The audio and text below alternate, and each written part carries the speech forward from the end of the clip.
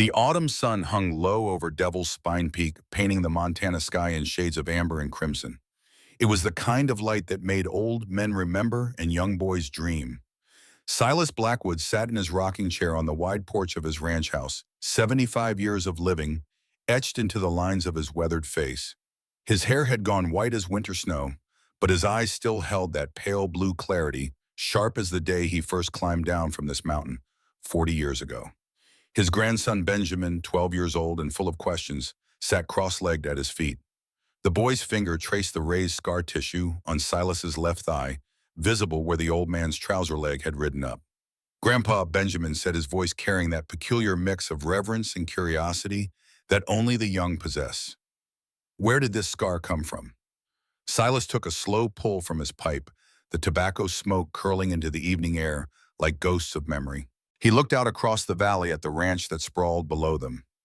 100 acres of fenced pasture, barns and bunkhouses, cattle grazing in the distance, a legacy built from nothing, built from desperation and blood.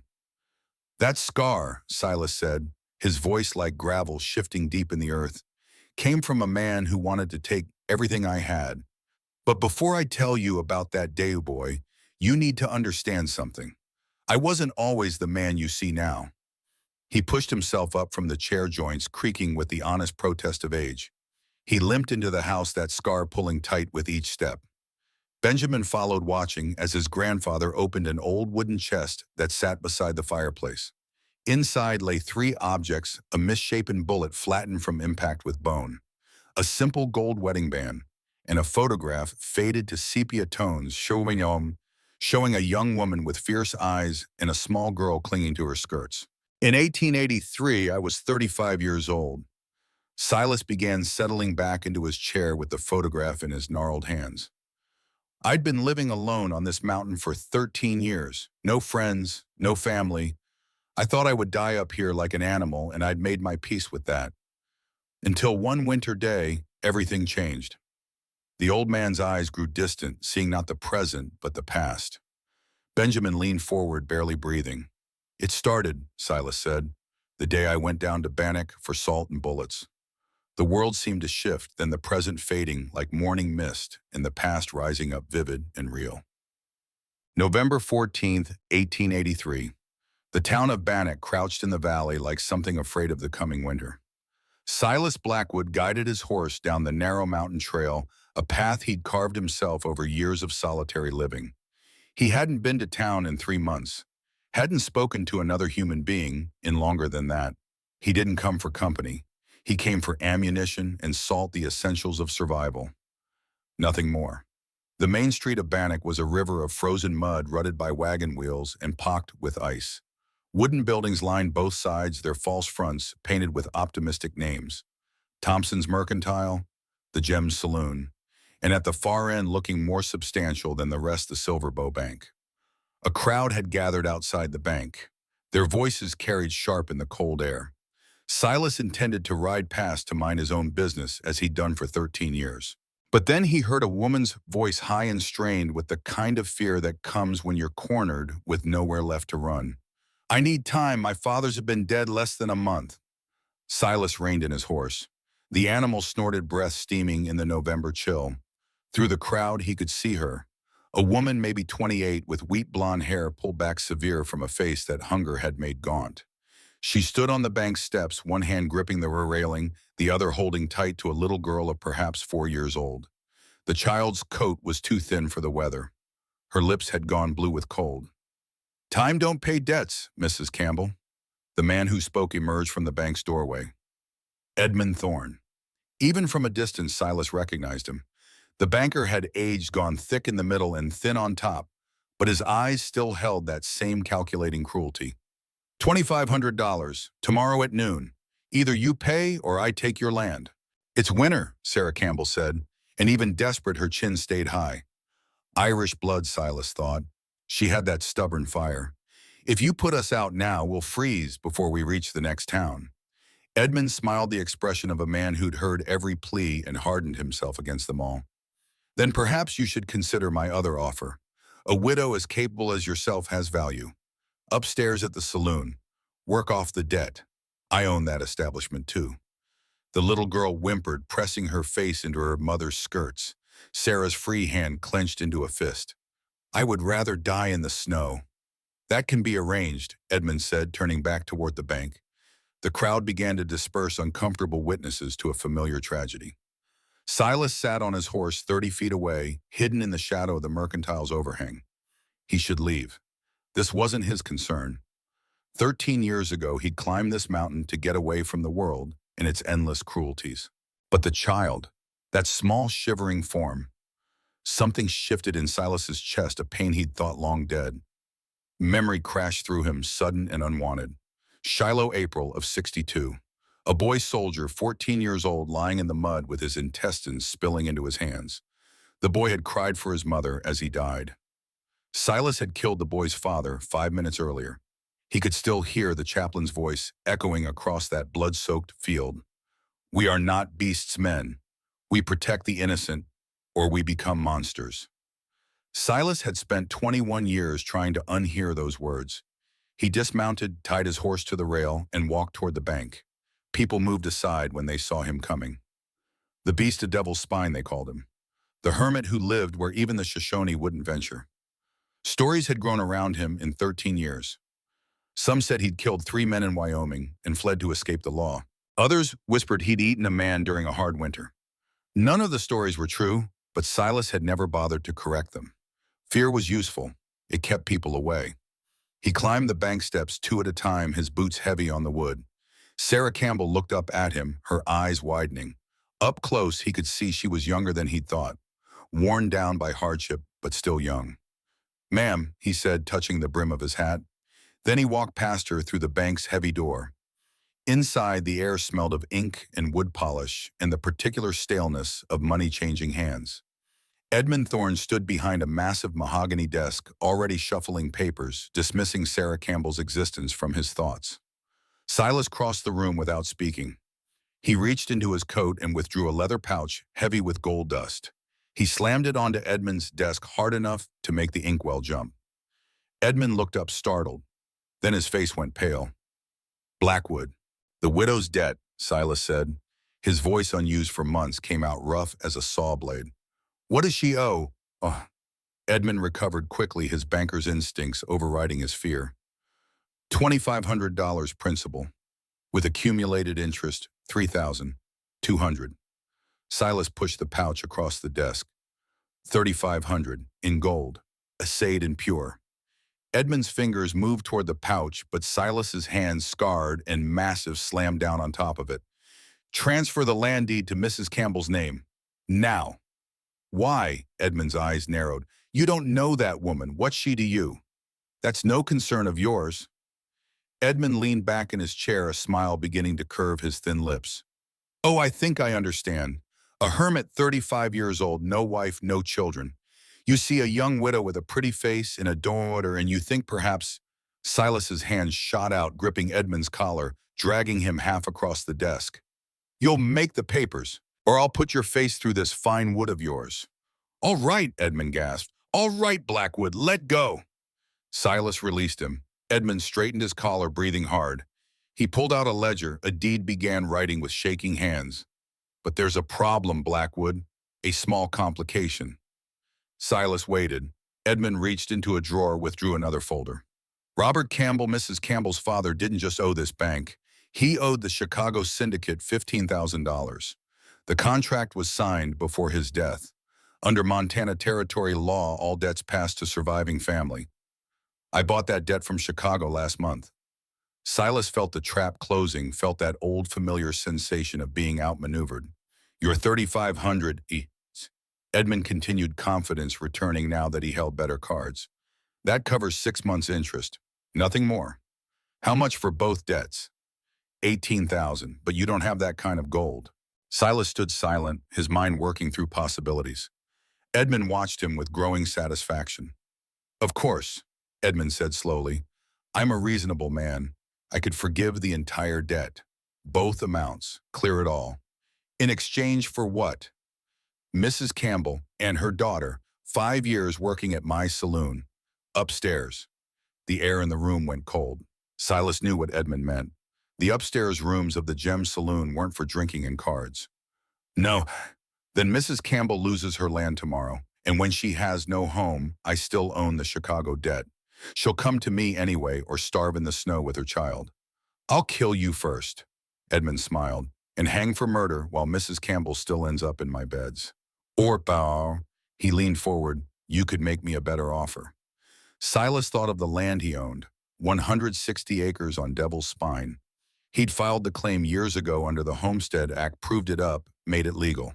He'd also found silver there, a vein running deep under the granite. He'd kept it secret, knowing what would happen if Edmund learned of it. But now, I have land, Siwa said, 160 acres on Devil's Spine. There's silver underneath. I've assayed it. Worth more than 30,000 if it's worked proper. Edmund's eyes gleamed. You'd trade your land for a widow you don't know, with conditions. Name them. Mrs. Campbell and her daughter come live on my land, with me. Mrs. Campbell will manage the house care for the child. He paused. And give me 2 sons. When I have 2 healthy sons, she goes free. The land deed transfers back to her. All debts forgiven. Permanent. Edmund stared at him. Then he began to laugh, a sound like wet gravel. Blackwood, you want to buy yourself a wife and her womb. That's the offer. And if Mrs. Campbell refuses, then I walk out. You get nothing but a frozen widow come spring. Edmund's laughter died. He calculated his merchant's mind, weighing options. Land was silver against a woman's servitude. Both had value, but land was permanent. I'll need papers drawn up, Edmund said finally. Legal and binding. Draw them, and we'll need to ask Mrs. Campbell if she agrees to these terms. Silas nodded once. Edmund called out the door. Someone fetch Mrs. Campbell. Tell her I have a proposition. Sarah entered 5 minutes later, still clutching her daughter's hand. The little girl's eyes were red from crying. Sarah's face had gone past fear into a kind of blank exhaustion, the look of someone who'd already accepted the worst. Mrs. Campbell, Edmund said, his voice taking on a false warmth. Mr. Blackwood here has made an interesting proposal. He will pay your father's debts, all of them.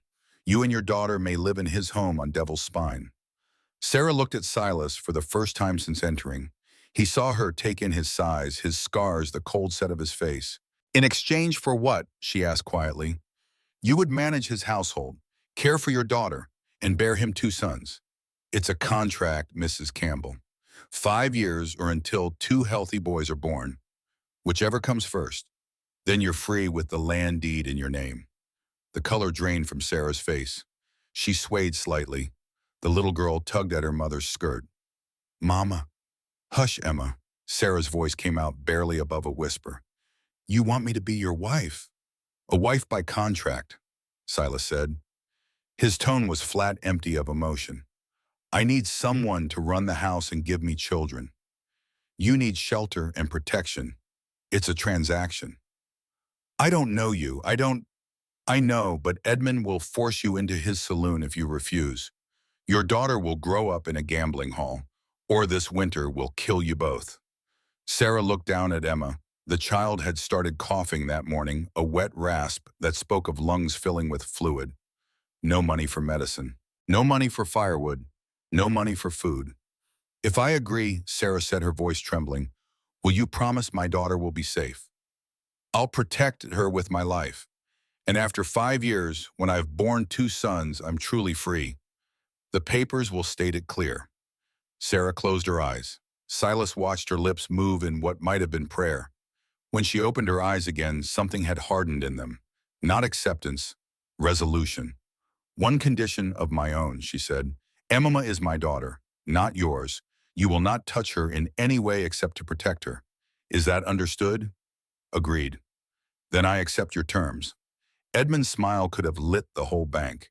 He pulled out fresh paper, began drafting the contract with practiced speed. As he wrote, Silas moved to the window, looking out at the gathering dark.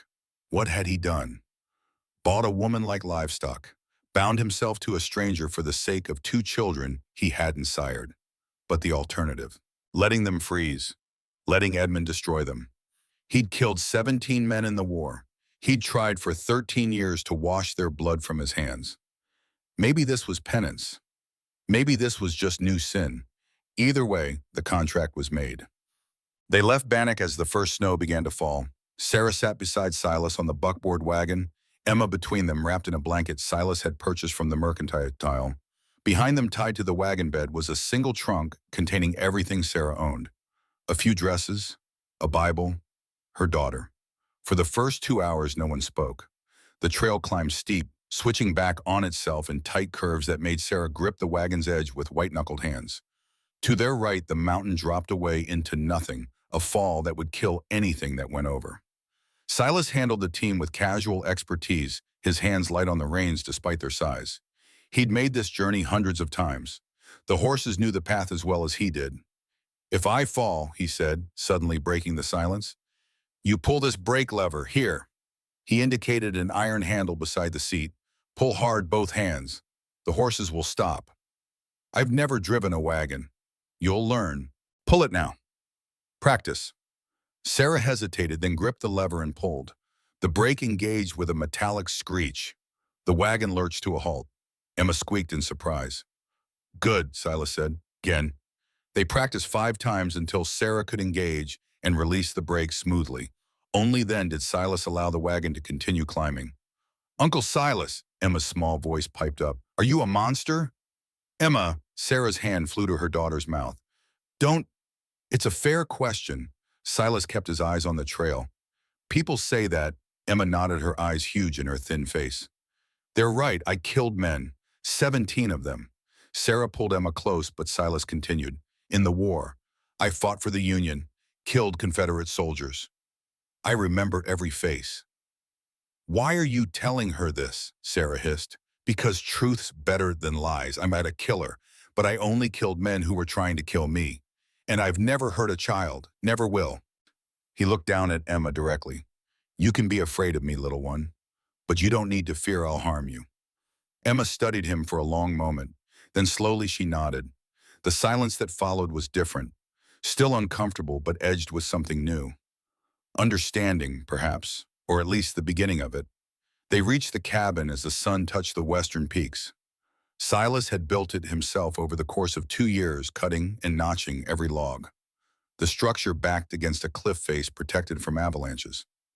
Smoke rose from the stone chimney, curling into the darkening sky. Sarah climbed down from the wagon, stiff from the cold and the long ride. She looked at the cabin with surprise. It was larger than she'd expected, solid. The logs were Douglas fir, 8 inches thick.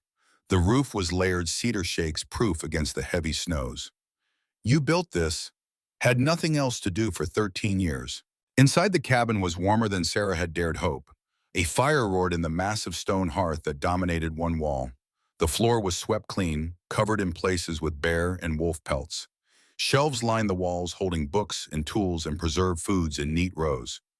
Everything had its place. Nothing was wasted. And against the far wall, built from oak and pine, stood one bed. Sarah stopped when she saw it, her breath catching. Emma, oblivious, ran to the fire to warm her hands. "The child sleeps there." Silas pointed to a corner where a wool curtain hung from the ceiling, creating a small private space. Behind the curtain, Sarah could see a narrow cot piled with blankets. The bed." He began pulling furs from a shelf, laying them on the floor near the hearth. "I'll sleep here. But the contract says you'll bear my sons. Doesn't say it has to start tonight. The child needs time to settle. So do you." He moved to the pot, hanging over the fire, ladled thick stew into wooden bowls. Venison, potatoes, wild onions. The smell made Sarah's stomach clench with hunger. She couldn't remember the last time she'd eaten properly. "Eat," Silas said, handing her a bowl. "You're too thin. Weak women die in childbirth. I won't lose my investment." The word stung. Investment. But Sarah took the bowl and ate, forcing herself to chew slowly despite her hunger. The stew was good. Better than good. Whoever this man was, he could cook. Emma fell asleep almost immediately after eating, curled in her corner behind the curtain. Sarah tucked her in, kissed her forehead, whispered a prayer over her small form. When she emerged, Silas was banking the fire for the night. He'd removed his coat. Underneath, his shirt stretched tight across massive shoulders. When he reached up to adjust a log, the shirt pulled free from his trousers, revealing his back. Sarah saw the scars. Whip marks, cross-hatched and old. Claw marks, 4 parallel furrows that must have been a bear. and bullet wounds puckered circles of healed tissue. This man's body was a map of violence. He turned to Cotter staring. "I'll sleep now," he said simply. "You take the bed." "Thank you." "Don't thank me. I'm not being kind. I'm being practical. Terrified women don't conceive easy. You need to feel safe before we—" He didn't finish the sentence. Sarah climbed into the bed fully clothed. The mattress was filled with straw and cedar boughs, surprisingly comfortable. The blankets were heavy wool thick enough to keep out the mountain cold. She heard Silas settle onto his furs by the fire. His breathing even and measured the breath of a man who'd learned to sleep light and wake ready. In the darkness, Sarah whispered a prayer. "Lord, forgive me. I've sold myself to a stranger. But if this is how you save Emma, then I accept it." Silas's voice came from the floor, quiet but clear. "You didn't sell yourself. You traded freedom to protect your child. That's what mothers do. There's no shame in it." Sarah's eyes flew open. She'd thought he was asleep. "And you don't owe God an apology," Silas continued. "If he's as good as people claim, he'll understand. You used to believe in him." Silence stretched. Then so quiet she almost missed it. "Sleep, Mrs. Campbell. Tomorrow's a long day." But Sarah heard the pain in his voice, deep and old as his scars. December of 1883 brought snow that never stopped. It piled against the cabin walls until the windows were buried, turning day into perpetual twilight. Time lost meaning, measured only by the logs burned and the slow passage of storms. Silas and Sarah moved around each other like two wild animals sharing a den, careful, watchful, learning each other's patterns. Silas rose at 5 every morning regardless of weather. He followed a routine as rigid as military drill. Check the fire, check the snow depth, check the meat cache. Feed the horses in the small barn attached to the cabin. Every movement economical, nothing wasted. He began teaching Sarah the skills she'd need. How to split firewood with an 8-pound maul using gravity instead of muscle. How to read weather in the shape of clouds in the ache of his wounded leg. How to set snares for rabbits and check them without leaving a trail predators could follow. Sarah learned. She had no choice. But more than that, she discovered she liked having purpose. For 2 years after her husband's death, she drifted helpless against the tide of debts and hunger. Here, every skill mastered was a step toward survival, toward control. Emma watched everything with wide, curious eyes. The child had stopped coughing once the cabin's warmth and regular meals put meat back on her bones. She grew bolder, exploring the cabin, petting the horses, asking Silas endless questions. One morning, Sarah found Emma in the barn, watching Silas carve something from a piece of pine. "What are you making, Uncle Silas?" He didn't look up from his work. "A horse, wooden one." "For who?" "For you. When's your birthday?" "Mama says March." "Then it's a birthday present." Emma's face lit like sunrise. "Really?" Silas nodded. Emma threw her arms around his neck before he could react. The knife slipped from his hand. For a moment he sat frozen, this huge scarred man with a 4-year-old child clinging to him. Then slowly he raised one hand and patted her head. "You're welcome, little one." Sarah, watching from the doorway, felt something shift in her chest. This wasn't the monster Bannock feared. This was a man who'd forgotten how to be human and was slowly, painfully remembering. But at night, when Emma slept and Silas lay on his furs by the fire, Sarah heard him. Nightmares. He never screamed, but he spoke. Names she didn't recognize. Fragments of orders. Once clear as day. "I'm sorry. I'm sorry. God, I'm so sorry." One night, unable to sleep, Sarah rose for water. She found Silas sitting by the fire, holding his old Bible. The leather cover was worn smooth from handling. He was reading Psalm 23, his lips moving with the words, "Though I walk through the valley of the shadow of death, I will fear no evil, for you are with me." His voice broke. The Bible fell from his hands. "Mr. Blackwood!" He jerked upright, swiping at his face. But Sarah had already seen the tears. "You need something. Were you a man of faith?" The question hung between them. Silas picked up the Bible, closed it carefully. "I was a seminary student. Before the war, I was going to be a preacher." Sarah moved closer, drawn by the pain in his voice. "What happened?" "Shiloh, April 6, 62. I was 14, lied about my age to enlist. Thought war would be an adventure." He stared into the fire. "First day I killed a man. He was 40, had pictures of his wife and children in his pocket. I prayed over him while he died. Second day killed 3 more. No time for prayers. Third day 7. Stopped feeling anything at all. You were following orders. Orders don't wash away blood. I came home after Appomattox. Tried to go back to seminary. But every time I prayed, I just saw their faces. So I came up here. To hide from God. To hide from myself.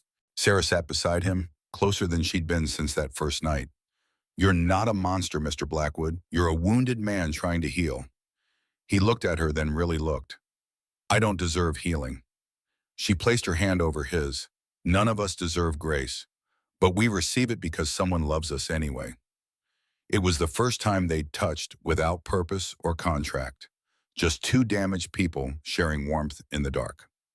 February came in with temperatures so low the sap froze in the trees, making them crack like rifle shots. Silas made his monthly trip to Bannock for supplies, leaving before dawn and promising to return by nightfall. He came back early. Sarah heard the wagon before she saw it, the horses driven hard. Silas burst through the door, snow-covered and wild-eyed. Pack Emma's things, now. What's wrong? Edmund's planning something. Jack Morrison pulled me aside at the store. Edmund's hired men from Virginia City. Gunfighters. Sarah's blood went cold. Why, Basti? The contract has a loophole. You're mine until you bear 2 sons. But if you die before that, the contract's void. The land reverts to Edmund. He's hired Wade Hollister, a killer. Jack says Edmund's been telling people you're still his property until the contract's fulfilled. That if something happened to you before then. Silas didn't finish. He didn't need to. What do?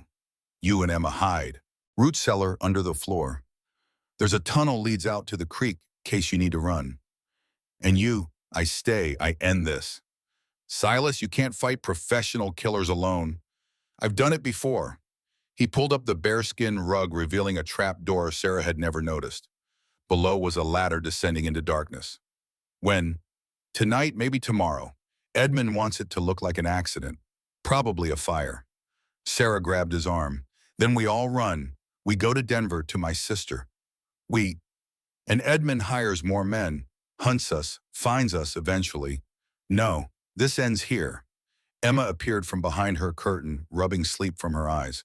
Mama, what's happening? Before Sarah could answer, they heard it. Dogs barking.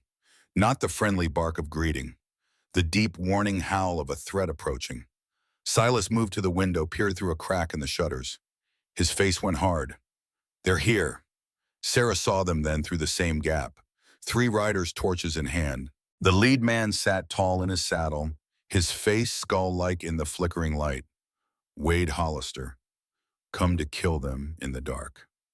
Benjamin's voice brought Silas back to the present. They came at night, 3 men. Silas nodded slowly, returning from memory to the porch of his ranch house, to his 12-year-old grandson in the gathering dark of 1923. 3 men, Silas confirmed. Edmund Thorne, Wade Hollister, and one of Edmund's bank guards. They thought they'd burn us out. Thought I'd die trying to save Sarah and Emma. But you didn't. No, I didn't. Jacob had emerged from the house carrying coffee. He settled into the chair beside his father. You're telling him about Bannock. The boy asked about the scar. And you're making him earn the answer. Silas smiled slightly. Truth should cost something, otherwise it's not valued. What happened next, Grandpapa? Benjamin pressed. Did they burn the cabin? They tried. But I'd learned something in the war, boy. I'd learned that a man defending his home has advantages that attackers don't. I knew that cabin. Every board, every angle, and I knew the mountain. Jacob spoke up. Your grandfather was the most dangerous thing on Devil's Spine that night, not the men who came for him. Will you tell me, Benjamin asked. Tell me how you fought them. Silas looked at his son, then at his grandson. The boy needed to hear this, needed to understand that sometimes violence wasn't evil. Sometimes it was necessary, the shield that protected the innocent. I'll tell you, Silas said, but first you need to understand what I was willing to do, what I was willing to become to keep them safe. He paused, letting the weight of it settle. I was willing to be the monster Bannock believed I was. The sun had set completely now. leaving only the last purple traces of twilight. In the distance, a wolf howled. Silas listened to it, remembering another night, another mountain, when he'd howled back. "Come on then," he said, rising from his chair. "Let's go inside." This part of the story isn't for the cold. They moved into the house, into the warmth and light. Benjamin settled by the fireplace, his eyes never leaving his grandfather's face. Jacob poured coffee for the adults, milk for the boy. Silas stood by the mantel, one hand resting on the wood, the same hand that had held a rifle that winter night, the same hand that had killed to protect. "Where was I?" he asked. "Three men," Benjamin said, "come to burn you out." "Right, three men, and me with a woman and child to defend, and a mountain that knew me better than it knew them." He took a breath. "Let me tell you about the night I stopped running from what I was." Benjamin leaned forward in his chair, the firelight casting shadows across his young face. Outside, the Montana night had settled deep and complete, the kind of darkness that only comes to the high country. "You said three men came for you," Benjamin said. "How did you fight them alone?" Silas settled into his own chair, the old wood creaking under his weight. His coffee had gone cold, but he held the cup anyway, as if the simple act of holding something kept him anchored to the present, while his mind drifted back through 40 years. "Not alone," Silas said. "I had the mountain, and I had something they didn't." "What?" "A reason to live." Jacob stirred the fire, sending sparks spiraling up the chimney. He'd heard this story before in fragments, but never the whole truth. His father had always been careful about what he shared, measuring out the past in small doses, as if too much memory at once might poison the present. "Tell him, Pa," Jacob said quietly. "Tell him what you became that night." Silas looked at his son, then at his grandson. "I became what I'd run from for 13 years. I became a soldier again." The night of February 18th, 1884, the cabin on Devil's Spine. Silas moved with the practiced efficiency of a man who'd prepared for this moment in 1,000 nightmares. He pulled Emma from her bed, still wrapped in blankets, and carried her to the root cellar entrance. "Sarah," he said, his voice calm despite the urgency, "take her down. There's a lantern on the shelf to your left. Light it. Follow the tunnel east until you reach the creek. Horses are tied there. If I don't come by dawn, you ride for Denver." Sarah's hands shook as she took Emma. "You can't fight three men." "I've fought worse odds." "That was 20 years ago." He gripped her shoulders, looked directly into her eyes. "I need you to be strong now, for Emma. Can you do that?" Sarah nodded, tears starting. "Please don't die." "Don't plan to." He lowered them into the cellar, handed down the rifle he'd been teaching Sarah to shoot. "Only if they get past me. Aim center mass, squeeze slow." And Silas. He closed the trap door, threw the bearskin rug back over it. No time for goodbyes, no time for anything but preparation. Outside, he could hear voices. Edmund's high and nervous, Wade Hollister's flat and professional. The third man, the bank guard, saying nothing. Silas moved through the cabin like a ghost, extinguishing every lamp, every candle. Let them think he was asleep. Let them think they had surprise. He'd learned at Shiloh that battles were won before the first shot. Position, preparation, understanding the ground. This was his ground. He climbed into the loft, a space he'd built specifically for storage, but which now served as a sniper's nest. From here, he had clear sight lines through 3 loopholes he'd cut into the logs years ago. Small openings invisible from outside, but wide enough for a rifle barrel. The Winchester held 17 rounds. His 2 Navy Colts, another 12 each. 37 bullets total, against 3 men. In the war, he'd learned that numbers mattered less than will.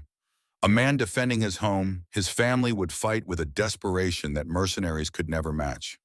Wade Hollister didn't know it yet, but he'd already lost. The attack came at 10 minutes past 8. Silas had been watching through the loopholes for over an hour, tracking the 3 men as they circled the cabin looking for weaknesses. Wade was professional. He'd sent the bank guard around back to block any escape through the rear door. Edmund stayed with the horses 50 yards out, holding their mounts. Wade himself approached from the front, a torch in one hand, his rifle in the other.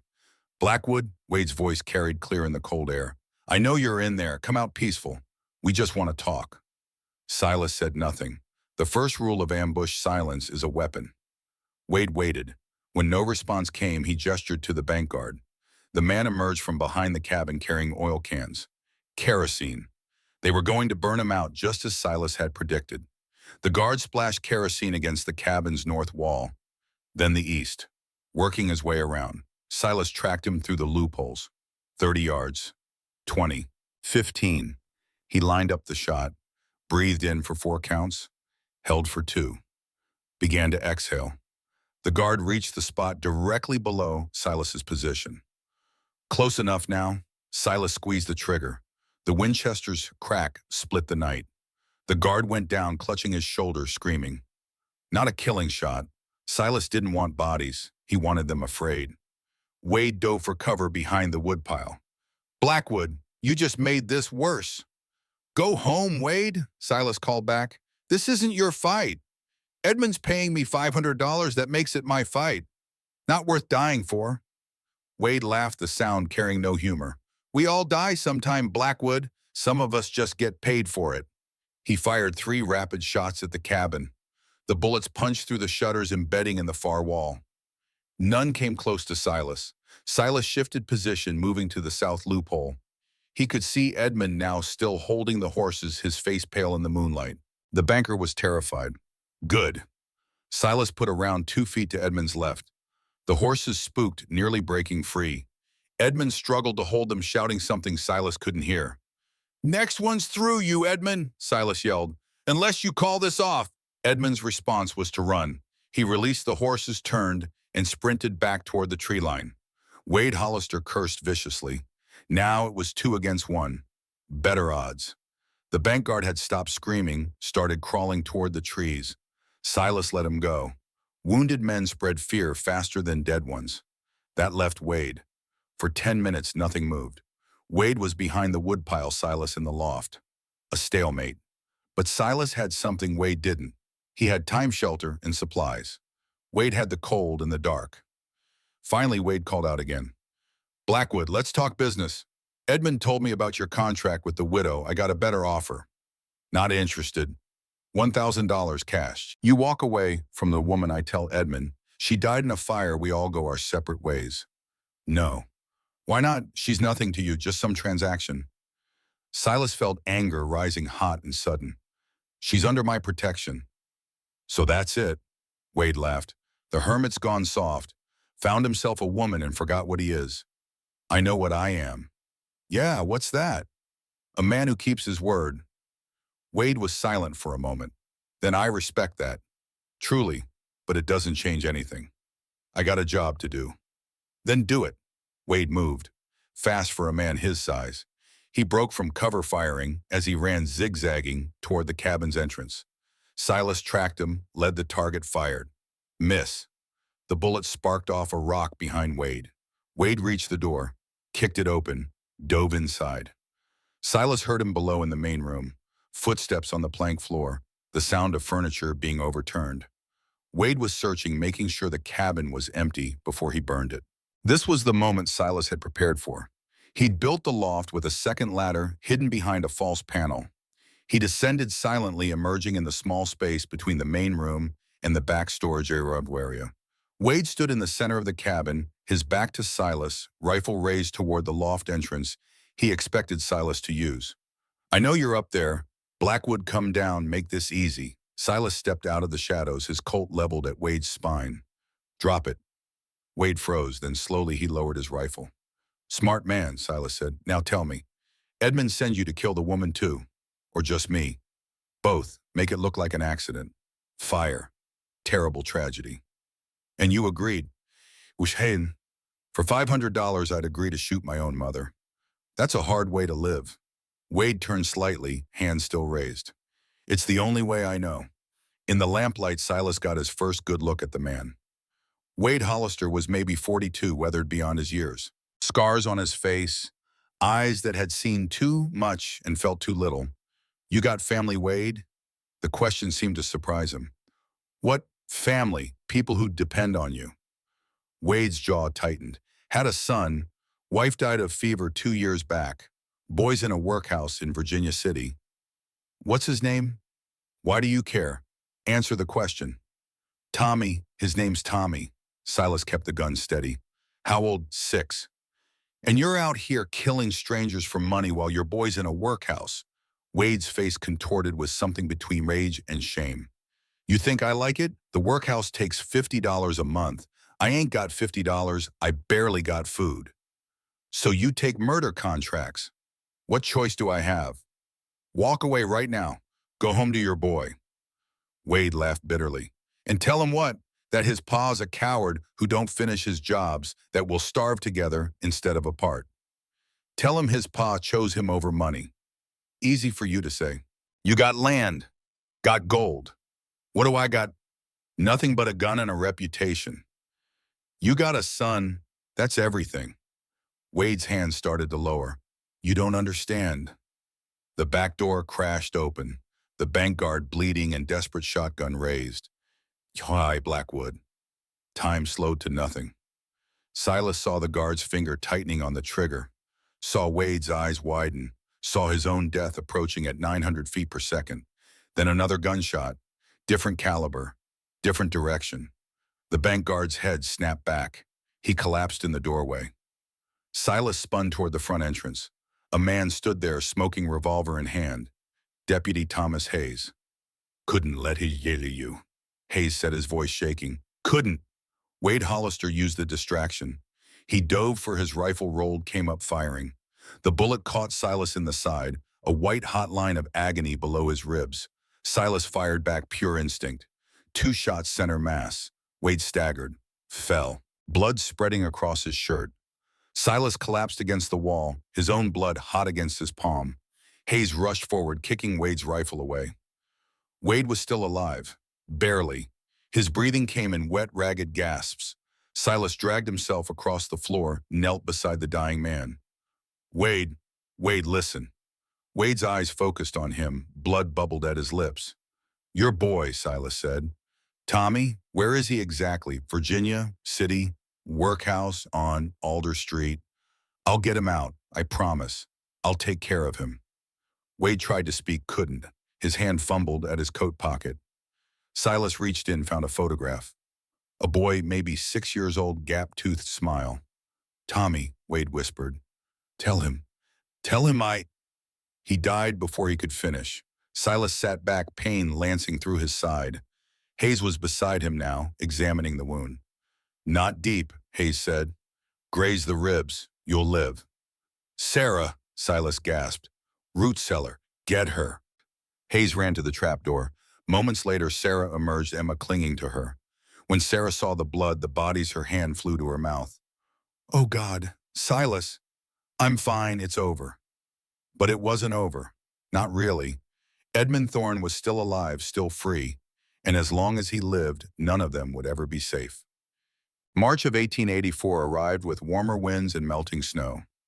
The mountain began its slow transformation from white to green ice breaking free from the trees' streams, running high with snowmelt. Silas spent 3 weeks recovering from the gunshot. The bullet had cracked 2 ribs but missed anything vital. Sarah cleaned and bandaged the wound twice daily, her hands gentle but competent. Where did you learn doctoring? Silas asked one morning as she changed his dressing. My mother was a midwife. I helped her from the time I was 12. Good training. I never thought I'd use it on bullet wounds. Sorry about that. Sarah's hands paused. Don't apologize for protecting us. That man came to kill us all. Wade, his name was Wade, and he's dead now. Silas looked at the photograph on the bedside table. Tommy Hollister smiling at a camera, unaware his father was dying on a cabin floor 300 miles away. I made him a promise. What promise? To care for his boy, to get him out of that workhouse. Sarah sat back, studying Silas's face. You're going to keep a promise made to a man who tried to kill you. He was just trying to save his son. Same thing I'd have done. Something changed in Sarah's expression then. The wariness that had been there since Bannock, the careful distance she maintained, began to soften. You're a strange man, Silas Blackwood. Strange how most men would have let Wade die without a second thought. You held him, promised to care for his child. War taught me that most men are just doing what they think they have to. Wade wasn't evil. He was desperate. Sarah resumed bandaging. You're not the monster people say you are. I've killed enough men to earn the name. Killing doesn't make you a monster. Enjoying it does. And I don't think you enjoy it." Silas was quiet for a long moment. "No," he said finally. "I hate it. Every time. Every fate. Then you're still human." It was the kindest thing anyone had said to him in 20 years. So, by April, Silas could walk without pain. By May, he could work again. He spent his days repairing winter damage to the cabin, checking his trap lines, teaching Sarah how to read animal tracks and predict weather patterns. Emma had bloomed in the mountain spring, color in her cheeks, strength in her limbs. She followed Silas everywhere, asking questions about everything. Why did bears hibernate? How did you build a fire without matches? Could she learn to shoot? One afternoon, Silas found her in the barn, trying to lift a saddle nearly as big as she was. "What are you doing, little one?" "I want to learn to ride like you." "That saddle's too heavy for you." "Then make me a smaller one." Silas laughed a sound that surprised him. He couldn't remember the last time he'd laughed. "I'll think about it." "Promise, promise." Emma hugged his leg, then ran off to chase butterflies in the meadow. Sarah had been watching from the cabin door. She smiled as Silas approached. "She loves you, you know. She's a good child. She calls you Papa when she thinks you can't hear." Silas stopped walking. "I'm not her father." "No, but you're the closest thing she's had since her real father died, and you're kinder to her than he ever was. Her real father was cruel." Sarah's face clouded. "Thomas drank. When he drank, he hit. Never Emma, thank God. But he hit me. My father, too, when he tried to stop it." "I'm sorry." "Don't be. He's dead. And I'm free of him. Free of all of it." She paused. "Because of you." That night, after Emma had gone to sleep, Sarah sat beside Silas by the fire. Not across from him. Beside him. "I've been thinking," she said, "about Possessive, the contract. We've been here 4 months. You haven't—" She gestured vaguely. "We haven't. I told you. When you're ready." "What if I'm ready now?" Silas looked at her, searching for uncertainty, for fear. He found neither. "You don't have to. The contract can wait." "I know. That's why I'm choosing this." She took his hand. "I don't love you yet, Silas. I'm not sure I even understand you. But I trust you. And I think given time, trust might become something more. You deserve better than a contract marriage. Maybe, but contract or not, you've been good to me. Good to Emma. You've protected us, fed us, taught us. You haven't demanded anything beyond what was agreed. That's not being good, that's being decent.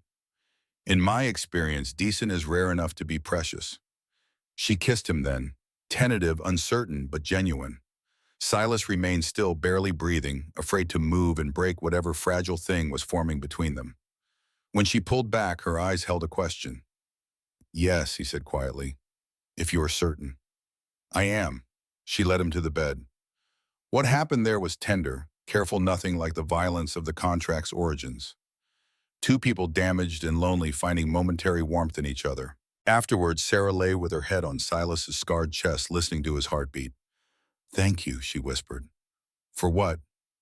"For waiting, for letting it be my choice, Waitu." Silas stroked her hair, marveling at its softness. It should always be a choice. Not many men think that way. Then not many men are worth knowing. Sarah fell asleep in his arms. Silas stayed awake, staring at the ceiling, feeling something he hadn't felt since before the war, something that might have been contentment or the beginning of it. July brought news that shattered their fragile peace.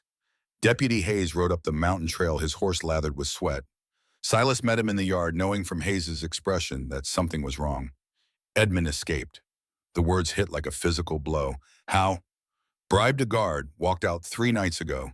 We've been searching, but he's gone to ground." "Where do you think he went?" "Virginia City, maybe, or further." But Silas, before he left, he was talking, telling people he's going to take back what's his, that the contract's still valid until the widow births 2 sons. Silas's hands clenched into fists. He's coming back. Not just him. Word is he's hired men, real gunfighters, maybe 10 of them. 10, against 1. Sarah appeared in the doorway, Emma beside her. She had heard everything. "What do we do?" she asked. Silas looked at her, really looked, and saw what he'd missed before. the slight swell of her belly, the glow in her face. "Sarah, are you?" She nodded, tears starting. "2 months. Maybe 3. I wanted to be sure before I told you." A son, growing inside her, the first step of the contract fulfilled, but also something more. A child. His child. "You have to leave," Silas said. "Both of you. Go to Denver. Your sister's there, right?" "I'm not leaving you. You have to. I can defend myself, but if you're here, if Edmund gets to you..." He couldn't finish the sentence. "And what happens to you, 1 man against 10? I've survived worse. Barely look at yourself. You're covered in scars from wars you barely lived through. Then I'll get a few more scars. But our child will live. That's what matters." Sarah's hand went to her stomach, protective and instinctive. She knew he was right, knew that staying meant risking the life growing inside her. "If you die," she whispered, "I'll name him Silas, after his father." "Don't. That name carries too much blood." "No, it carries honor. You've saved us twice. You've kept every promise. If you die defending us, then your name deserves to live." Hayes cleared his throat. "I can take them, escort them safe to Denver. They can stay at my sister's boarding house until this is resolved." Silas nodded. "Good. Leave tomorrow at first light." That night, Silas held Sarah close, memorizing the feel of her, the warmth, the trust. "Come back to us," she said against his chest. "Please. I'll try. That's not a promise. It's all I can give." She kissed him deep and desperate. "Then I'll take it. Ciao." September 18th, 1884. Silas stood alone on Devil's Spine Peak, watching the sunset over Montana Territory. Sarah and Emma had been gone for 10 days. The cabin felt empty without them. Hollow. But empty was good. Empty meant no one he loved would burn when Edmund finally came. And Edmund would come. Silas knew it with the certainty of a man who'd made too many enemies, fought too many battles. Some conflicts couldn't be avoided, only endured. He'd spent the past week preparing the cabin for siege, boarding the windows from inside, leaving only small loopholes for rifle fire, laying bear traps in the approaches, rigging tripwires connected to dynamite charges in the tree line, stockpiling ammunition and water. The cabin had become a fortress, and Silas its sole defender. He thought about Sarah safe in Denver, about the child growing in her belly, his child, the son he'd contracted for but now wanted for entirely different reasons. He thought about Emma, that bright little girl who'd started calling him Papa when she thought he couldn't hear. He thought about Wade Hollister's son Tommy, who Silas had retrieved from the Virginia City workhouse 3 months ago and sent to Sarah's sister in Denver. The boy deserved a chance, deserved better than an orphanage. All of them, depending on him to survive this night. The sun touched the horizon. In the distance down the mountain trail, Silas saw movement. Riders, 8 of them. Edmund had brought his army. Benjamin sat forward in his chair, eyes wide. 8 men against you alone. Silas nodded slowly. 8. I counted them as they came up the trail. Were you scared? Terrified, but fear's just another feeling. You can't let it control you. What did you do? What I'd been trained to do. I fought. Jacob stood, adding another log to the fire. Tell him about the dynamite pa. Tell him how you ended it. Silas smiled grimly. That comes later. First there was the long night. The attack began at 10 o'clock. Edmund had learned from Wade Hollister's failure. No negotiation this time. No warnings. They simply opened fire. Bullets hammered the cabin walls, punching through shutters, embedding in the thick logs. Silas stayed low, belly down on the floor, waiting. This was the part civilians never understood. War wasn't about bravery. It was about patience, waiting for the right moment, conserving ammunition, staying alive. An hour of gunfire. Then silence. Silas moved to a loophole, peered out. The attackers had pulled back, regrouping. He could see them in the tree-line, shadows against shadows. Then he smelled it. Kerosene. They were going to burn him out, just like before. But this time Silas was ready. He crawled to the root cellar entrance, descended the ladder. The tunnel stretched ahead of him, dark and damp. He'd stocked it with supplies weeks ago. Food, water, weapons, and 6 sticks of dynamite. He emerged from the tunnel's far exit, hidden in thick brush 200 yards from the cabin. From here, he had a clear view of the attackers' positions. 8 men, spread out in a loose perimeter, all focused on the cabin, waiting for the fire to drive Silas out. He watched Edmund pour kerosene around the cabin's base, watched him light the torch. The cabin caught fast flames leaping up the walls. Silas felt a pang of loss. He'd built that structure with his own hands, lived there for 13 years. It was the first real home he'd had since the war. Now it burned. But Sarah was alive. Emma was alive. His unborn son was alive.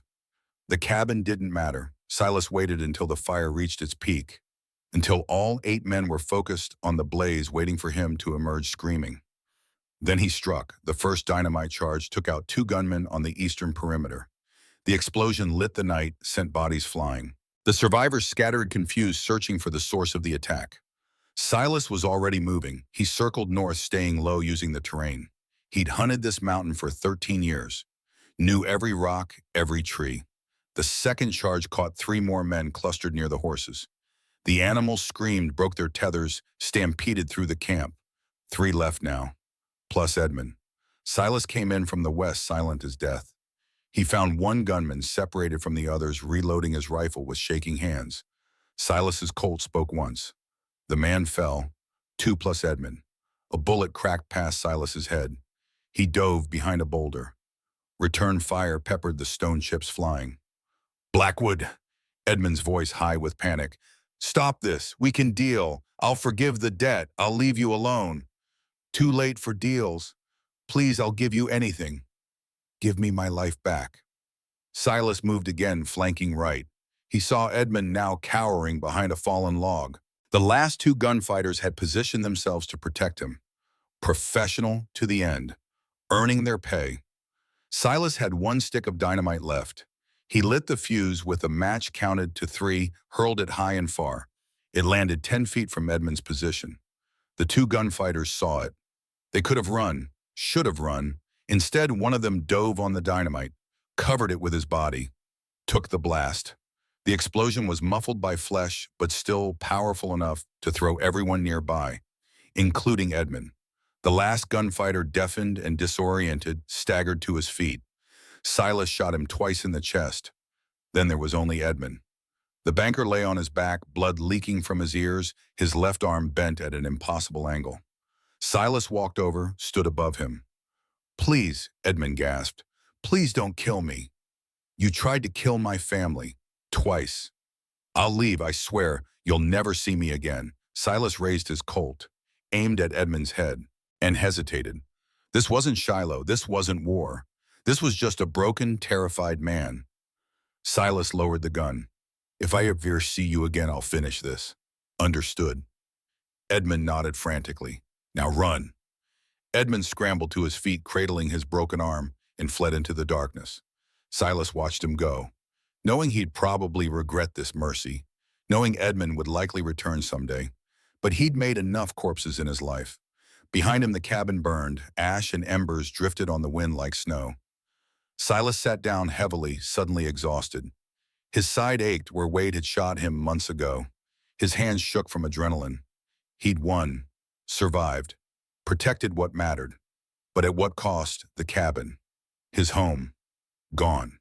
He sat there in the dark, watching it burn until hoofbeats announced Deputy Hayes and a posse from Bannock. Hayes slid from his horse, staring at the carnage. Jesus, Silas. What happened? What had to happen? Edmund ran. Let him go. Hayes knelt beside him. You're bleeding. Silas looked down. A bullet had grazed his shoulder. He hadn't even felt it. I'm fine. You're not fine. Come on. Let's get you to the doctor. They loaded Silas onto a horse. As they descended the mountain, he looked back one last time at the burning cabin. Somewhere in Denver, Sarah was waiting, carrying his child, building a life. The cabin was just wood and stone. It could be rebuilt. Family couldn't. For the first time in 20 years, Silas Blackwood had something worth more than solitude. He had people who needed him alive. On the porch in 1923, Silas finished his coffee. Benjamin hadn't moved, transfixed by the story. The cabin burned completely, the boy asked. To ash, nothing left but the stone chimney. Where did you live after that? Bannock for a while. Then I bought land in the valley. built a ranch house, this ranch house. And Grandma Sarah came back 3 months later with Emma and little Tommy Hollister. Benjamin's eyes widened. Uncle Tom's father was one of the men who tried to kill you. He was, but Tom wasn't responsible for his father's choices. I promised Wade I'd care for the boy, so I did. Jacob spoke up. And you raised him alongside me, made him family. Blood doesn't make family. Choice does. Silas stood, joints creaking. It's late, Ben. Time for bed. But what happened to Edmund? Did he come back? That's a story for another night.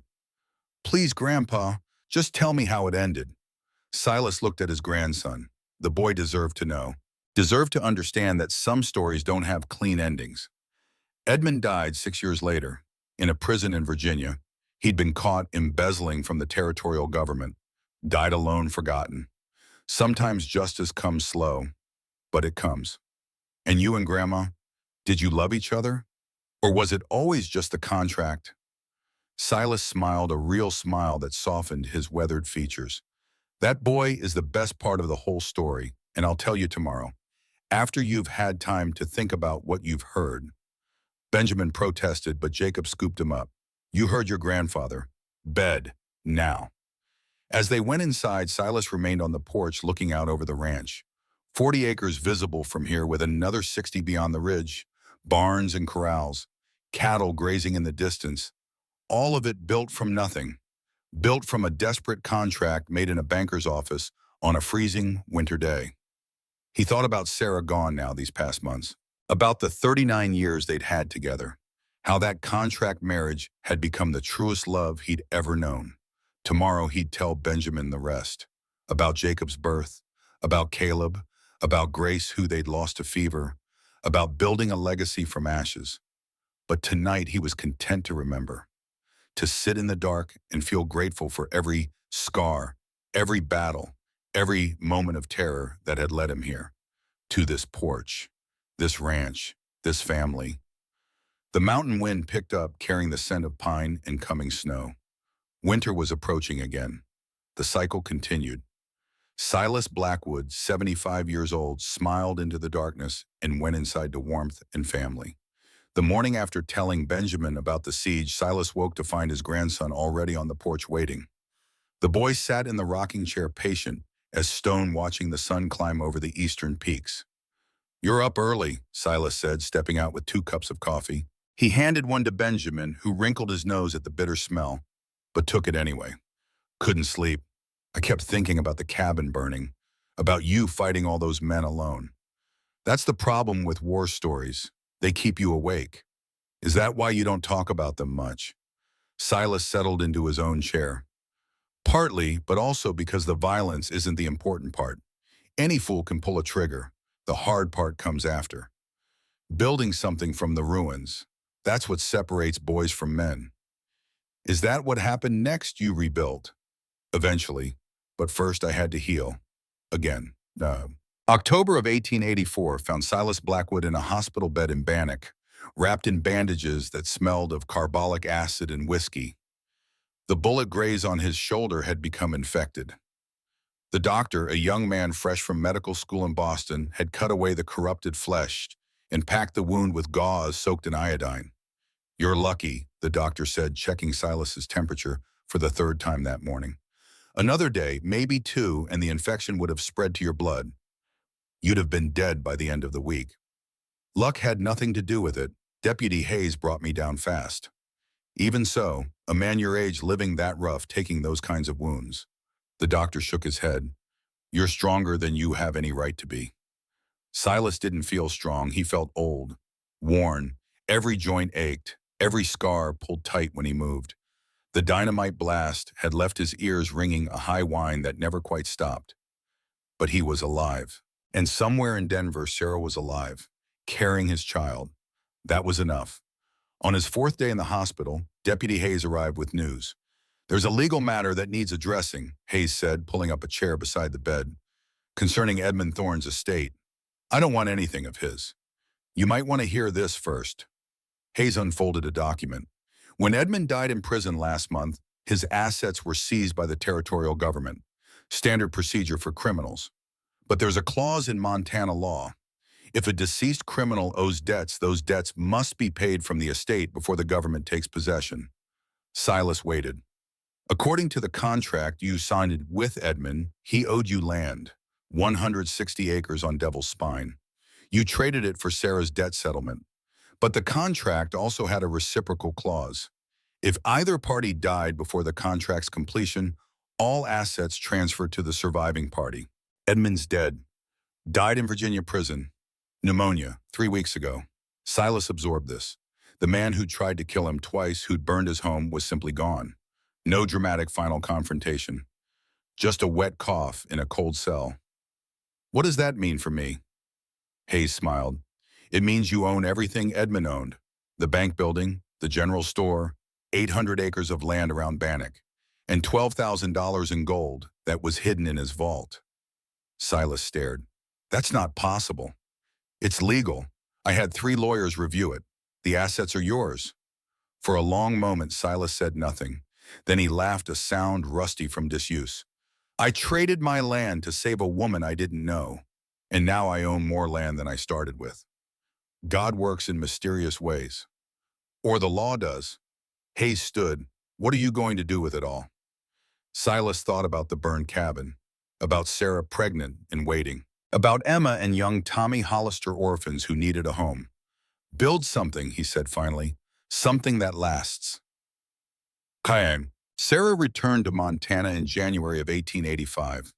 Silas met her at the Bannock train station, his arm still in a sling, his shoulder healing under fresh bandages. She stepped off the train, carrying Emma, her belly swollen under her traveling cloak.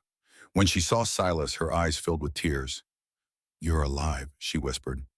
Promised I'd try. She set Emma down and walked into his arms, careful of his wounded shoulder. They stood like that for a long moment, 2 people who'd been through hell, finding solid ground in each other. I was so scared, Sarah said against his chest. Every night I imagined you dead, burned, shot, alone on that mountain. I'm harder to kill than that. She pulled back, looking at his face. He'd lost weight in the hospital. His beard had gone grayer, but his eyes still held that clear blue intensity. The cabin, gone, burned to the foundation. Sarah's face fell. Then where will we live? I bought land in the valley, 300 acres, good soil, water rights on Eagle Creek. I'm building a house there, a real house, not a cabin. How can you afford that? Silas explained about Edmund's estate, about the unexpected inheritance. Sarah listened, her expression moving from disbelief to wonder. So we're wealthy now. We have options. That's not the same as wealth, but it's more than we had. A small figure appeared beside Sarah. Tommy Hollister, 7 years old, thin as a rail but with bright, curious eyes.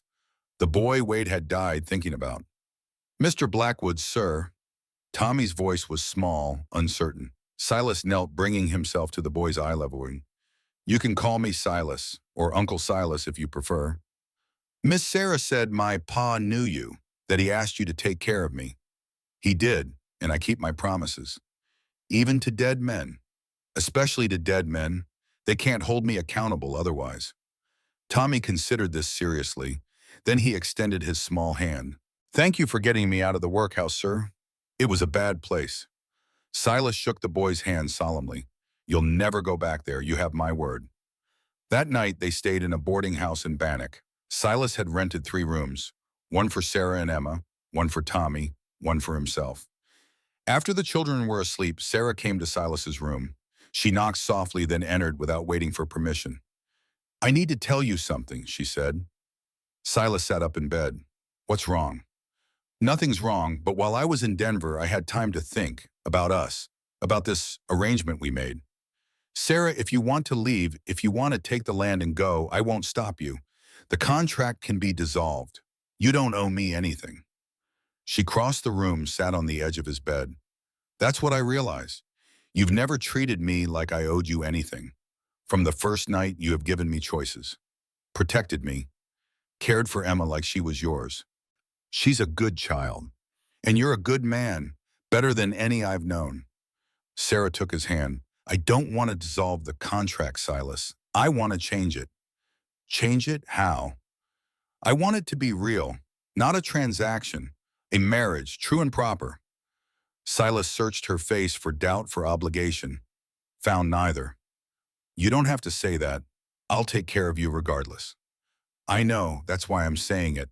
I don't love you because I have to. I love you because of who you are.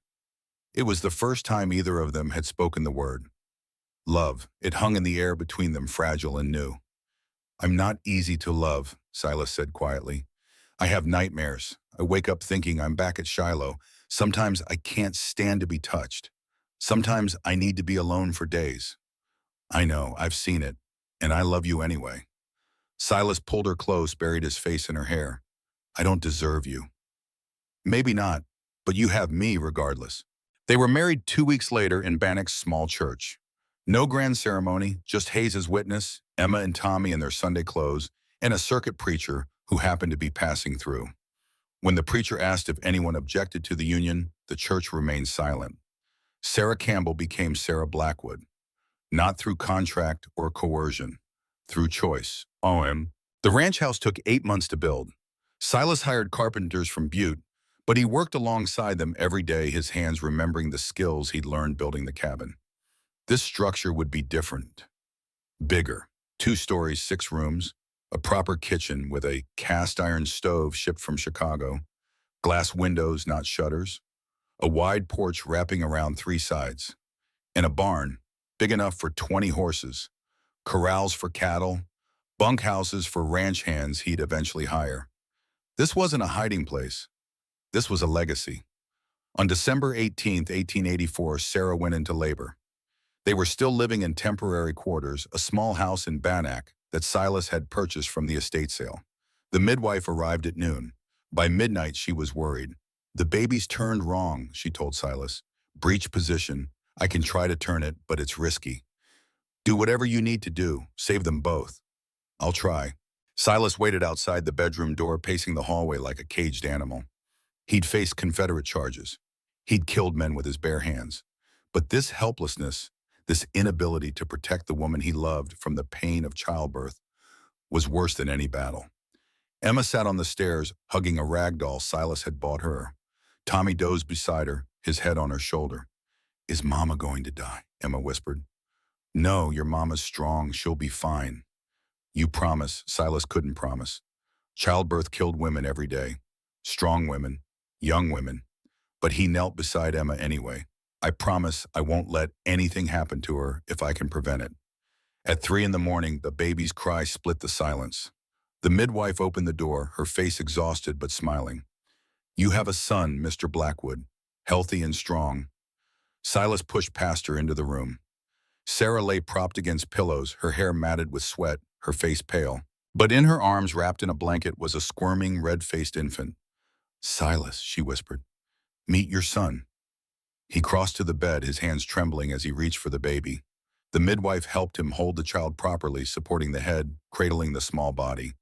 The baby opened his eyes, blue like Silas's own. The infant's tiny hand gripped Silas's finger with surprising strength. He's perfect, Silas said, his voice breaking. What should we name him? Jacob, after my grandfather. He was a good man, a builder, helped people. Jacob Blackwood. Sarah tested the name. I like it. Silas sat on the edge of the bed, unable to take his eyes off his son, this small, helpless creature, dependent on him for everything. Food, shelter, protection, love. He'd spent 20 years running from responsibility, from connection, from the vulnerability that caring about people required. Now holding this baby, he understood what he'd been missing. I'll teach him to be better than me, Silas whispered. To build instead of destroy, to choose peace over violence. Sarah touched his face. You've already chosen those things. Teach him to be like you are now, not who you were. Benjamin's voice brought Silas back to the present. So Jacob is my dad. Silas nodded. Born in the winter of '84. Raised on this ranch from the time he could walk. And you taught him everything. Everything I knew, and some things I had to learn as I went. Jacob emerged from the house carrying breakfast plates. He's asking about his birth and what came after. Jacob set the food down, poured coffee. You should tell him about the lessons, Pa. The important ones. Which ones? All of them, but especially the one about the fight with Billy Thompson. Benjamin perked up. There was a fight. Silas smiled. Several. Your father had a talent for finding trouble when he was young. Just like his old man, Jacob said, grinning. Okay. Jacob Blackwood at 6 years old was a force of nature. He had his mother's blonde hair and his father's sturdy build, fearless, curious, and stubborn as a mule. Silas began teaching him young. Not reading and arithmetic, though Sarah handled those lessons well enough. Silas taught practical skills, the kind that kept a man alive and fed on the frontier. The first lesson came on a cold March morning in 1890. Jacob had been pestering Silas for weeks to let him use the tools in the barn workshop. You're too young, Silas said, sharpening a saw blade. I'm 6, that's practically grown. Practically isn't the same as actually. Please, Pa, I'll be careful. Silas set down the saw, looked at his son's eager face. The boy needed to learn, but he needed to learn respect first. Come here. Jacob approached. Silas handed him a hammer, small but still heavy for a child's hands. This is a tool, not a toy. What's the difference? Jacob thought hard. A toy is for fun. A toy can't kill you if you use it wrong. A tool can. Silas took the hammer back. This hammer can build a house. It can also crush a skull. The metal doesn't care what you use it for. You have to care. I do care. Then prove it. Show me how you'd hold it to drive a nail. Jacob gripped the hammer near the head. Silas shook his head. No. Grip it at the end of the handle. Gives you leverage. Control. Like this. He demonstrated the proper grip. Now you try 'em. They spent an hour on grip alone. Then stance, then the motion of the swing. Silas didn't let Jacob touch a nail until he could demonstrate the proper form 50 times in a row. This is boring, Jacob complained. Boring keeps your fingers attached to your hand. Exciting is what happens when you ignore the basics and smash your thumb. By the end of the day, Jacob had driven exactly 5 nails into a practice board. His arm ached, his hand was tired, but every nail was flush properly set. Good work, Silas said. Tomorrow we'll do it again. Again? But I already know how to. Knowing and mastering are different things. A man is measured by how he treats his tools. You want people to respect you. Take care of what you use. The lesson stuck.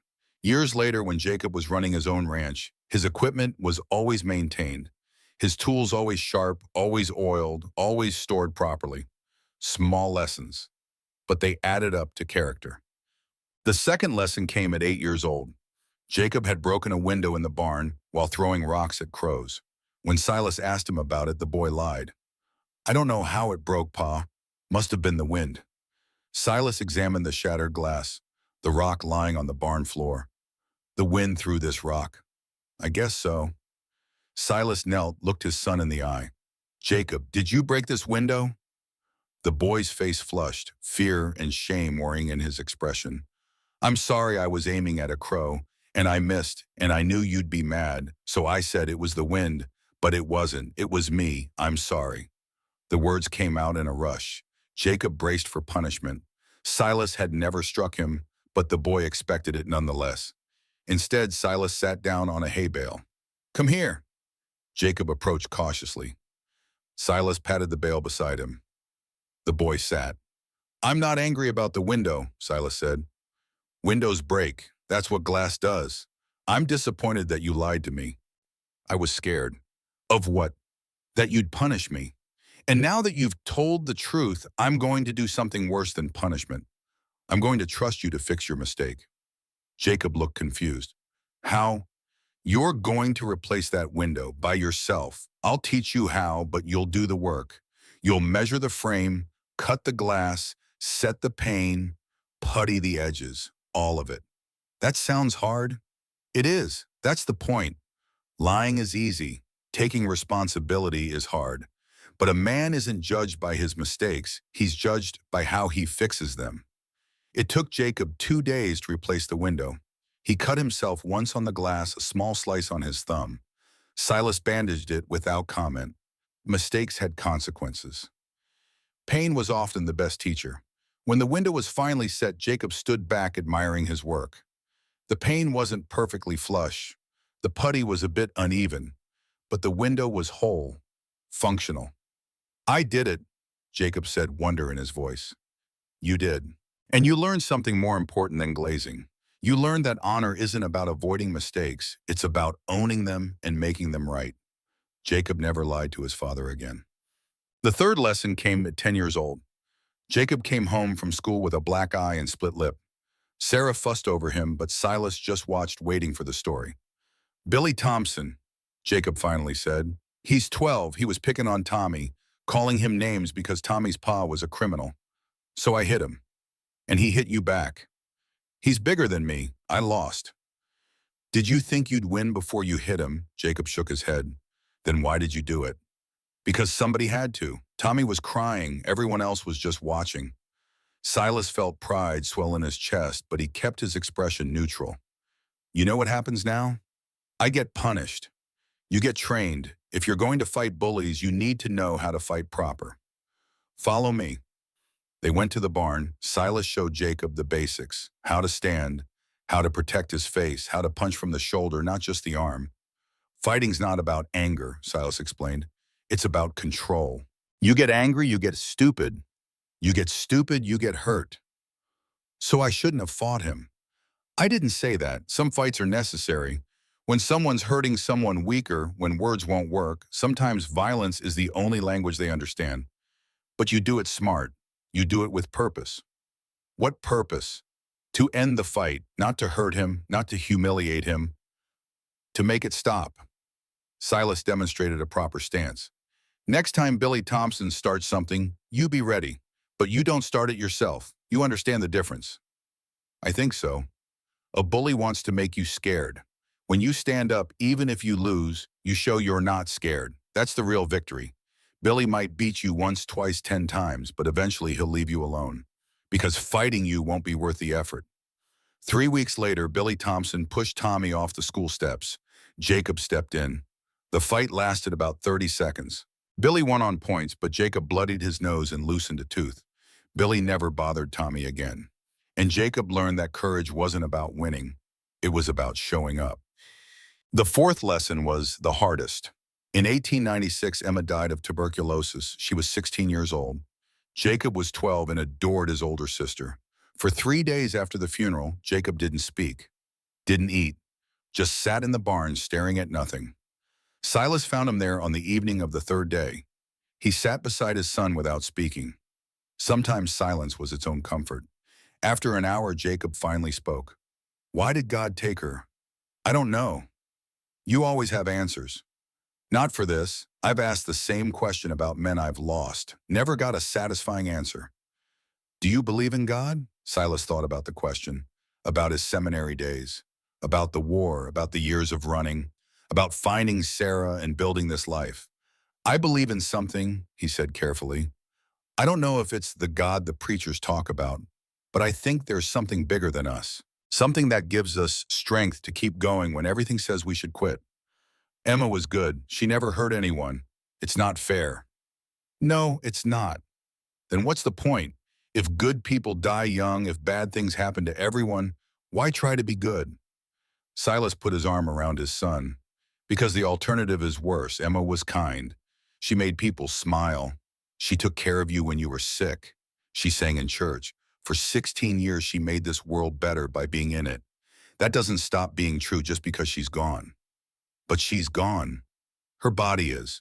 But everything she taught you, every memory you have, every time you choose kindness, because you remember how she was kind, she's still here. That's how we keep people alive, Jacob. We carry them with us. We live the way they would want us to live. Jacob leaned against his father, tears finally coming. Silas held him, this boy becoming a man, and let him grieve. Later, much later, Jacob would say that was the day he truly understood his father. Not as the hard-scarred hermit, but as a man who'd known loss and chosen love anyway. The fifth lesson came when Jacob was 18. He'd fallen in love with Mary O'Brien, the daughter of a rancher from the next valley over. He wanted to marry her, but was terrified of ruining it. Pa, he said one evening, how do you know if you really love someone? Silas looked up from the harness he was mending. Are you asking about Mary? Jacob blushed. Maybe. Does she make you want to be better than you are? Yes. Do you think about her safety before your own? All the time? Would you die for her? Jacob didn't hesitate. Yes. Would you live for her even when living is harder than dying? That made Jacob pause.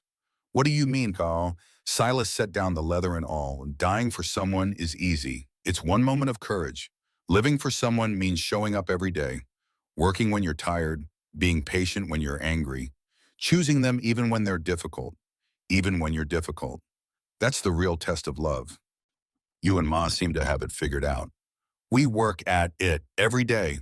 Your mother and I didn't start with love. We started with a contract, a transaction, but we chose each other. Every morning we wake up and choose each other again. That sounds exhausting. It is. It's also the best thing I've ever done. Silas smiled. If you love Mary, marry her, but understand what you're promising. Not just the wedding day, every day after. Jacob married Mary O'Brien in the spring of 1902. They had 5 children, stayed together for 53 years. Every morning Jacob chose her, just like his father had taught him. The present day, 1923. Benjamin had listened to all of it in rapt silence. Now he sat back processing the weight of what he'd learned. Grandpa, he said slowly, you killed 24 people. You've been shot, stabbed, and blown up. You've lost your home twice. Your daughter died young. But you're telling me the most important lessons are about hammers and honesty. Silas smiled. The violence is what people remember, but it's not what matters. Anyone can pull a trigger. Building a life, raising children, choosing love over hate every day, that's what separates men from monsters. But you had to fight. You had to kill. Sometimes, but only when every other option was exhausted. And every time I killed, I lost a piece of myself. I carry those faces with me. All 24. They're why I taught your father to build instead of destroy. Why I'm teaching you the same. Jacob appeared in the doorway. His expression was somber. Pa, there's something you need to know. Silas saw it in his son's face. The weight of bad news. Your mother, Jacob nodded. Doc Morrison says it's her heart. Could be days, could be months. But she's asking for you. Sarah Blackwood lay in the bed she'd shared with Silas for 39 years. She was 67 years old. Her hair had gone white. Her face had lined with age. But her eyes still held that fierce intelligence, that stubborn Irish fire. Silas sat beside her, holding her hand. The skin was thin as paper now, fragile as moth wings. You look terrible, she said, her voice weak but amused. You're beautiful. Liar. Truth teller. She smiled. We had a good run, didn't we? The best. Do you remember the day we met in Edmund's office? I was so scared. I remember. You had your chin up, even though you were terrified. I admired that. I thought you were a monster. I was. No. Sarah squeezed his hand with surprising strength. You were never a monster. You were a wounded man who'd forgotten how to be human. I just reminded you. You saved me. We saved each other. She coughed a wet sound that made Silas wince. Promise me something. Anything. When I'm gone, don't go back to that mountain. Don't hide away like you did before. Stay here, with Jacob, with the grandchildren. They need you. I don't know how to be without you. Yes, you do. You survived 13 years alone. You can survive this. I don't want to. I know, but you will, because that's what we do. We survive, we keep going, we build. She reached up, touched his scarred face. You taught our son to be strong. Now teach our grandchildren. That's your legacy, not the land, not the money, the values you pass on. Silas leaned down, kissed her forehead. I love you, Sarah Blackwood. Have since the day you chose to trust me. And I love you, always have, always will. She closed her eyes, her breathing was shallow, labored. Silas stayed beside her through the night.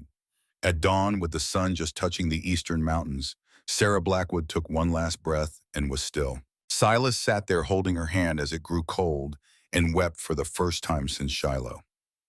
They buried Sarah on the ranch on a hill overlooking the valley. 200 people came to the funeral. ranchers, and townspeople. Old Jack Morrison's children, Deputy Hayes, now retired, Tommy Hollister, 43 years old, and foreman of a neighboring ranch with his own wife and children, all of them owing something to the woman in the casket and to the man who'd saved her. After the service, after the last mourner had left, Silas stood alone by the grave. Jacob approached quietly. "You all right, Pa?" "No, but I will be. She was the best of us." She was. They stood in silence for a while. Then Jacob said, "What will you do now?" Silas looked out over the ranch, the barns and corrals, the cattle grazing in the distance, the house he'd built with his own hands. "I made her a promise to stay, to teach the grandchildren. So that's what I'll do. They need you. I need them too." Tim. The next morning, Benjamin found Silas on the porch again. The old man hadn't slept. His eyes were red, his face drawn. But he was there, present, not running. "Grandpa," Benjamin said softly, "I'm sorry about Grandma." "Me too, boy. Can I ask you something? Always. Was it worth it? The contract, the violence, the pain, all of it?" Silas thought about the question, really thought about it. "Your grandmother and I started with a contract," he said finally. "A cold business transaction. I needed sons. She needed protection. No love, no trust, just need. But it changed. It changed because we chose to change it. Every day, we chose each other. Not because we had to, because we wanted to." He pulled out the old photograph, the one he'd shown Benjamin at the start of this story. Sarah and Emma standing in front of the burned cabin ruins, hope in their eyes despite everything. "Was it worth it?" Silas repeated. "I got 39 years with a woman who made me believe I was more than the blood on my hands. I got 3 children, 7 grandchildren, this ranch, this legacy, all from a desperate bargain made in a banker's office on a winter day." He looked at his grandson. "Some people live 100 years and never know what it means to truly love someone, to build something that lasts. I got that. Because of a contract that became a covenant. What's the difference? A contract is about what you get. A covenant is about what you give. Your grandmother and I gave each other everything. Our fears, our hopes, our lives." Benjamin sat beside his grandfather. They watched the sun climb higher, burning away the morning mist. "Will you be okay?" Benjamin asked. "Eventually, grief is like that. It doesn't go away. You just learn to carry it." "How?" "By remembering what she taught me.